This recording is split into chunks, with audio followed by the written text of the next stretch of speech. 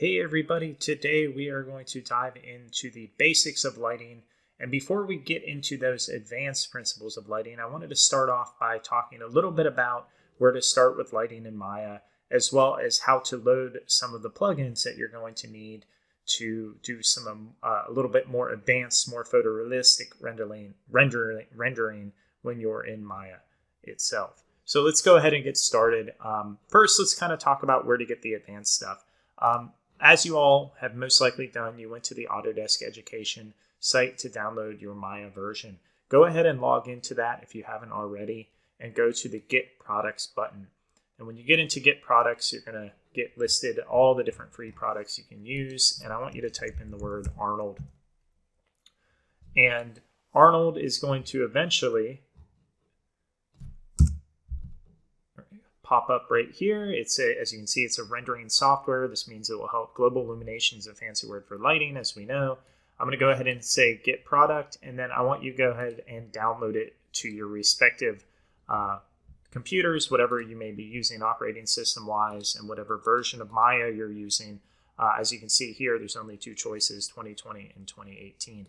So we're going to go ahead and download that and install that, and then once you install that, when you're in Maya, you have to activate it. So Arnold won't immediately be here on your screen. So to activate Arnold, I should say, you're going to go to Windows, you're going to go to Settings and Preferences, and you're going to go down to the word Plugin Manager. And you're going to click this Plugin Manager, and you're going to then type Arnold. And if you don't see anything, what I would suggest is to X out of that and go all the way to the bottom, and then it's actually going to be listed right here. In this case, we want to make sure once we've downloaded that plugin, we want to make sure the mtoa.mll is loaded and auto-loaded. This will not be here if you haven't downloaded that file I just pointed you to. So the Maya to Arnold plugin is good to go. We have it loaded, we have it auto-loaded, meaning we won't have to do this every time we open it. We can hit close, and you should end up with a few extra tabs and good stuff. The video that I've chosen after this video will kind of walk you through some of the basics on that. Now, when we talk about lights, beyond getting into the advanced kind of renderers and things like that, Maya has a good old default renderer. So if I go ahead and just hit render here, and I'm going to make sure that I don't render in Arnold, I'm going to hit escape. I'm going to go to Maya software and hit render, and that's the button up here. What you'll notice is Maya will render kind of a default scene. Now, that scene's okay. We don't have any lights in the scene. The reason it's illuminated is it's by default, Maya has kind of like a basic light setup where it's not casting shadows. It's just so we can see it in general. So again, this is the default Maya renderer. And you can see as I kind of hit render here, it's set up here at the top. I can change to different renderers. There's way more than these. You can download all sorts of third-party renderers outside of the Autodesk community. Mental Ray was one for a long time. All sorts of different ones you can download. But for us, we're going to go ahead and just start with simple lights. So if we want to light this scene, what we're going to do is we're going to actually go to the lighting setup. So we're going to go to Create Lights. We have all different types of lights. So we're going to start with just a simple point light. And we're going to hit that point light, hit W, and move this above so we can see it. And then we're going to hit 7 on our keyboard.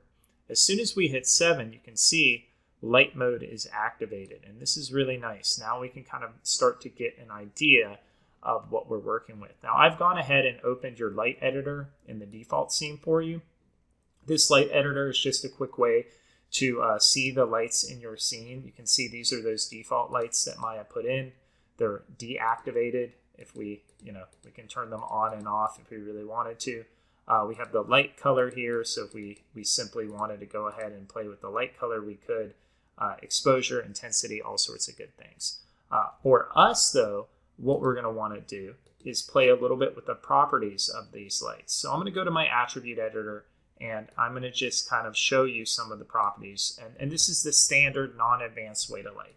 So we have color, obviously. We can change the color or the tone of our scene, depending on what we want to change it to. So you would just simply go and highlight the color of your choice, make it ugly green, And then intensity, obviously you can really blow out your light, but if you go up here to the top to this little clapper and you hit render, as long as it's saying Maya software here, you're going to see your render. Now we still don't have shadows, and you can see the light is a little too bright, but overall we're getting somewhere. All right, so let's take this intensity down just subtly. And actually, you know what? Let's up the intensity and add some decay to this light. Decay will kind of give us that natural fall off. And the lower down on the decay menu you get, the more realistic it gets, but the higher that your value of your number is most likely going to need to be for your intensity. So I like to kind of go through and play with those two settings. As you can see, I'm getting some cool light right there. I dig it. If we go further down, we don't really need light effects at the moment. Let's look at shadows, and we can see we have shadows. Now we have two different types of shadows. By default, our ray trace shadows are turned on. Now ray trace shadows are a really good way to kind of, again, cast quick shadows that show transparency and all sorts of things. But if we wanted really cheap shadows, we use demap shadows. So if I go ahead and hit the depth map shadows, you're going to see immediately we have a shadow in our scene. Now, what's the big difference? Well, this shadow is obviously not as realistic as the ray trace, which we'll talk about in a second. But depth map shadows uses pixel resolution. So if I were to type 256, in other words, in resolution, and maybe up my filter, and in Maya, by the way, filter just means blur. So if I up this to like 8, we should probably have a pretty blurry shadow size. Hit re-render again. There it is. Now it's kind of blurry. This is a kind of fake way to do shadows. And shadow color is just basically the transparency of the shadow itself. So you can see as I start tweaking this, good things start to happen. So that's one way to do shadows just by default. If you don't see a shadow right away, change it to demap, you'll start to see those. Ray trace involves one more step. If we have ray trace shadows turned on, and we go up, and let me hit render just so you can see that there's no shadows here. Right, no shadows. We have like shadowed parts, but that's mainly intensity stuff. If we go up to the blue cog, and that's our render settings, we can actually turn on ray trace. So right now we have a common tab. In this tab, we can change like the different sizes of the camera, the different cameras we're rendering from, all sorts of good stuff from there. We can go over to Maya software, and you can see it's set to pretty low quality. So what we want to do is we want to do production quality, which ups it, and we want to go to the ray trace and make sure ray tracing is turned on. That's why we couldn't see those shadows, because we had it activated here, but we didn't have it activated in those render settings that you see right here. So let's just check that, and let's leave this default and hit render. Remember to make sure this tab is set to Maya software. Now what you can see is this is taking a lot more time. And the reason is ray trace is going to give a little more realistic versions of your shadows. So as this continues to go, you can see eventually it will kick in. It's a lot more render intensive, but you can see the shadows a lot softer. It's a lot nicer. Obviously we set it to production quality as well, but you can see we're starting to get a lot nicer look to our shadow. And I think we can actually turn that back to black. Light radius and shadow rays are just like the spread and the blur that we used in the previous one. And actually I'm going to go up here and I'm going to lower my settings to medium quality. We don't need everything cranked up. Hit re-render, and let's see if this kind of helps a little bit. So now you can see it's rendering a little quicker. It's still going to take a few minutes to render. You'll see when we use the more advanced renderer like Arnold, that there's actually going to be a lot of cool tricks that can help you speed up your render. So this is one light. This is a point light. It's just like a light bulb coming that way. So if I hit delete, obviously my lights go away. Let's go ahead and add another light. Let's add an ambient light. Now ambient light is going to be like that flood light, right? It's going to flood the area with color. And you can see shadows usually aren't turned on. If I just hit render right here, no shadows turned on right now. You're going to see it's an overall flooding of light. We get, some dimension here, but it's really just like blowing out our character. So, area lights typically are used simply to kind of add a little more overall brightness to the scene. If I turned on the ray trace here, you'll notice It's going to take a little bit to render. Give it a few seconds here. You know, it gives us kind of a cool comic book effect, which is really nice, but overall it's a little too intense from what we want. So it's really about, when we start playing with lights, how we use them together. So a directional light, think of this kind of like your sunlight. Oops, I hit point light again, I'm sorry. So create lights, directional light, there we go. And this is kind of like an infinite sunshine. So if we kind of, and I'm just kind of in Maya right here, if I kind of point this in a specific direction, we should get a pretty good shadow cast. Up at the top too, we have different lighting setups. So this is just like hitting your 7 key. You can actually preview your shadows if your computer is pretty good. So you can kind of turn on some of these different elements. By turning these little buttons on here, you can see one shows like a little cast shadow. What this does is gives us a really, really nice ability to kind of manipulate our light in real time. So it's not real time like a game engine, but it definitely allows us to get, like in this case, this strong key light. So I'm going to kind of go this way and maybe add a little bit of dramatic tone to this. We already have shadows turned on. We turned them on in the settings from the last light. There we go. So that's another light. Now we can create, let's try another one. Let's do we can do a quick render just so you guys can see that. Right now we're not using any fancy lights. These are like the default lights that come in Maya.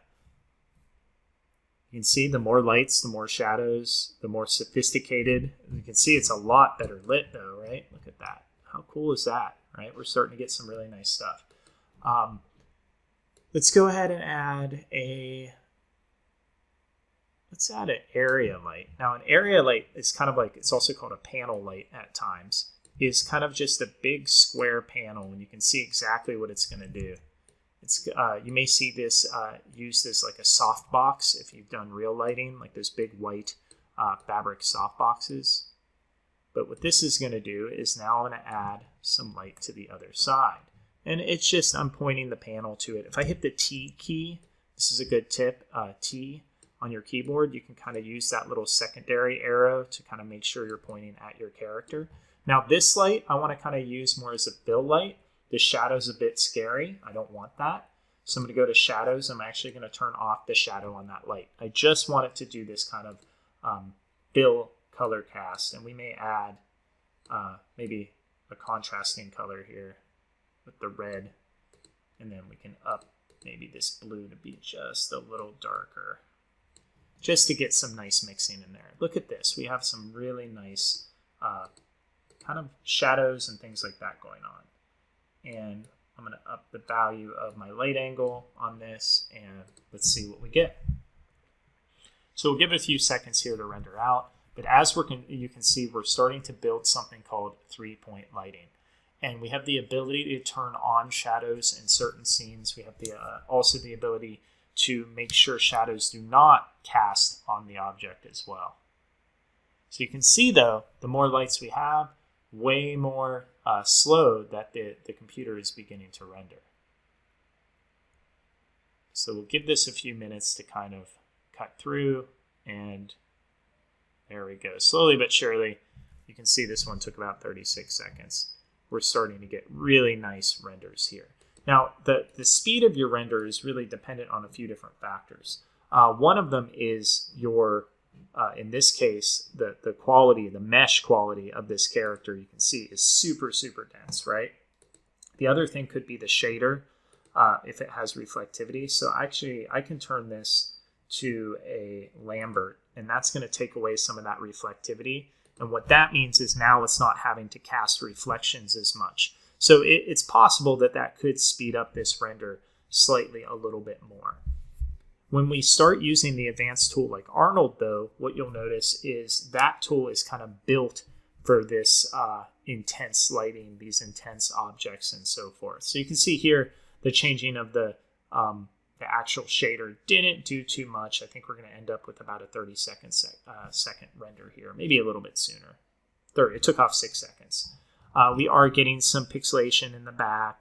It is a little little messy and gross. Let's add one more light. Let's go to create lights. We could add a spotlight. Everyone kind of knows what spotlights are, but I'm going to add actually another directional light. And this directional light is going to be my rim light. And you see this with a lot of photography, is just a cast light on the rim of the character.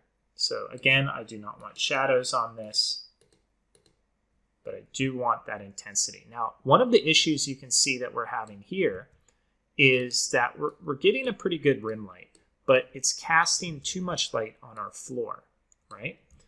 And I'm going to make sure that this is actually behind our element. So one of the really cool things you can do in Maya is you can do something called light linking. Now, what light linking is essentially a way to tell Maya what objects to turn light on and what objects to not be affected by a singular light. So if we grab this light and we rename this rim light, which is going to be important, and we go to Windows, Relationship Editors, and we have, again, our relationship editors, light linking, we can choose light and object centric. So light centric just means it's going to bring up a drop down of all your different lights, right? And if we select that directional light, it's going to ask you, okay, do you want this to affect the backdrop? I do not.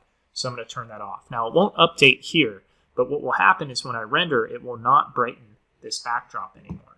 So if I hit re-render here, we should just get that really nice kind of glow on his shoulder, which should be really, really cool. So we'll give it a few seconds to render. It's going to take probably a little over 30 seconds at this point. These are all the basic ways you would build lighting in a scene. Now, the higher pixels that your screen is, so in this case, we're rendering about 960 pixels, the longer it's going to take to render. You can imagine what an HD render would take here. There you go. You can see the light isn't brightening out that cast, but we have a nice little rim light here as we go. These are all fine and dandy. It takes a little long for me. I'm not like super thrilled with the quality. Let's talk about advanced renderers now. Now, I already gave you another tutorial after this with a gentleman who kind of talks about these lights in detail, but Arnold is kind of a nice advanced renderer for Maya. So what's that mean? Well, that means that this Maya software is okay. It's built to kind of do the job. You can see it was kind of pixelated. We'd really have to mess with all these numbers. Well, Arnold is built just for this, what we're trying to do. So I'm going to change it over to Arnold. And you can see I have a lot of different options. It can get a little intimidating, but we're going to keep it simple. By default, the shadows, ray trace shadows, will just work. Arnold is built off of the kind of mentality of ray tracing.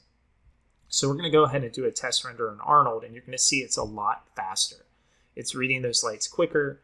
Yes, we have a little bit of a pixel in the background, but overall, you can see, bam, look at that render. That came in pretty quick. And what we can do is start to up things here in our kind of settings here to start working out some of those blurs. And so Arnold, being a plugin basically that's meant solely to speed up rendering, is doing exactly what it's told to do. I just upped the value, so I'm also obviously now going to get a little bit more of a waiting time before my render, but we should have a little bit less pixels in the background. And you can see we do, but it's going to take a little longer to actually render this out.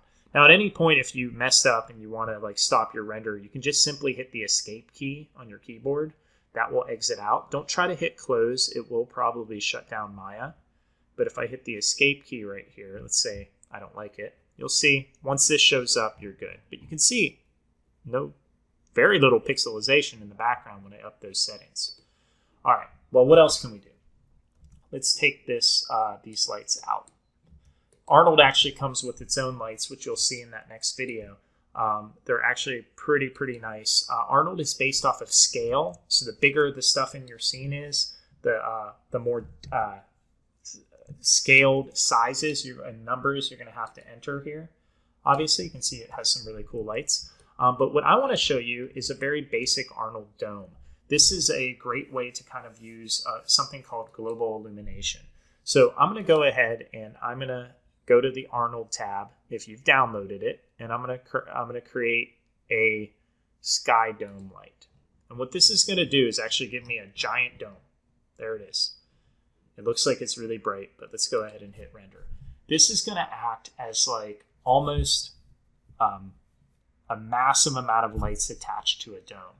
And what this does is kind of goes through and it lights your scene from all angles, and it's going to give us a really nice kind of soft finish, almost like a clay-like finish to our model. And you can see it's already working really, really nicely. Remember, I did up my settings already. That's why it's probably taking a few minutes here, but it's well worth the wait, because what you're going to see is just with the inclusion of that dome, and I'll show you where that was again after this render completes, we get some really amazing results. So a dome light is really important because not only is it a great way to fill your light in your scene, and you can adjust the intensity and add other lights to this, but it's a great starting point to start to incorporate something called HDRI into your scene, which is high dynamic range imagery. And that's when we use a photo and all the colors in the photo to actually light our scene and our objects in our scene. So for time's sake, I'm going to hit escape, and I'm going to zoom in, and you can see some of the really nice lighting. It almost looks like it's starting to become marble now, which is really cool. Arnold also comes, by the way, with some really nice shaders. So instead of using the default Lambert, I can now use an Arnold standard surface, an AI standard surface, which has presets, which is pretty cool. So I'm sure there's some sort of ceramic setting in here, which I can replace with, or clay setting. I can use the backdrop. I can also change this to a new material. Let's change it to Arnold shader, AI standard surface, presets, and this is kind of like, not velvet. I guess we can make it, well, velvet's going to be really weird. Let's make it,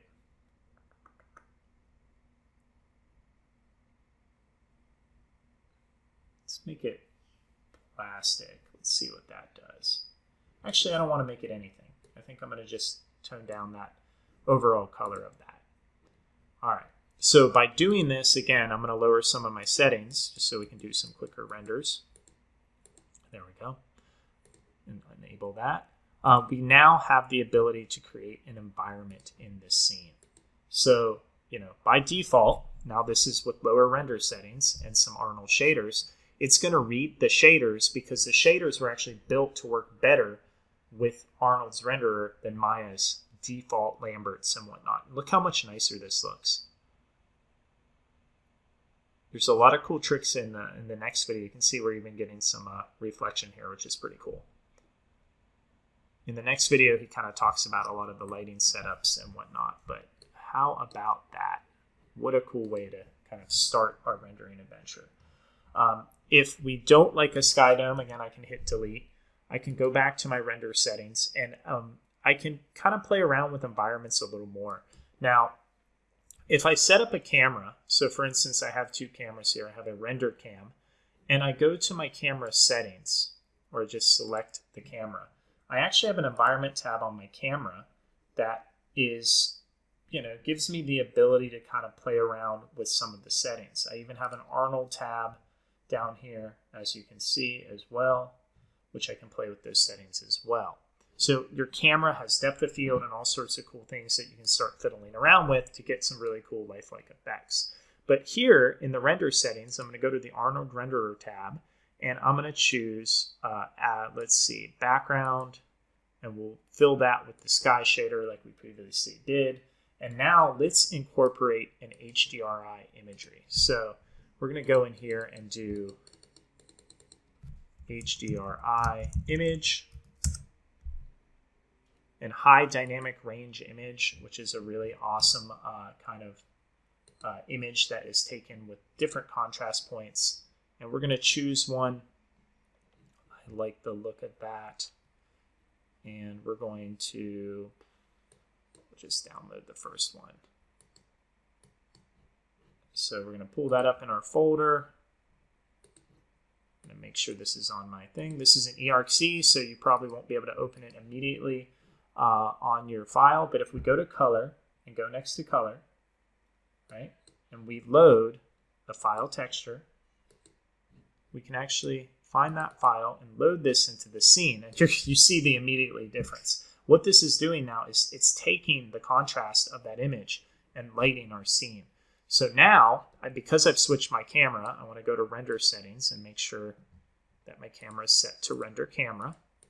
I can hit render with Arnold, and let's see what we get. So what's happening behind the scenes now is all the bright and the shadow points of that one image are now being used to not only cast color, but also act as if this character was standing in that environment. And this is called HDRI lighting, global illumination, or image-based lighting. And as you can see, this is how we start to get those photorealistic effects with our camera. So now we're getting some really amazing, like almost like the character was sitting in the scene. And that was done using the sky dome and just attaching a picture to it. If we up our settings, we'll get rid of some of that pixelization. So these are the basic ways you can render a still image in Maya. And by the way, when you're done rendering, you can always just hit File, Save Image. That will allow you to export it from this specific scene. We can play with the post-processing, whatnot, all sorts of good stuff in here. Exposure, you name it. If we wanted to up the kind of color balance a little bit, we could go into here and play with the gain of the image. So the gain of the image will actually darken our render a little bit, maybe allow us to pull in some better quality lights. Maybe we just want like a subtle tint of that background instead of it being like bright daylight. There you go. Again, all these numbers when we're using Arnold are based off scale, which the next video will talk about. But give this a few seconds and we should be good to go. So those are the basics of light. As you can see, once you get really acclimated to this, you can start scaling your lights. You can start mixing your lighting. Again, just to make the your characters all kind of feel that kind of lighting effect. I'm going to go back to my perspective here. Make sure this is in front of my character. So right now it's not pointing anywhere near him. There we go.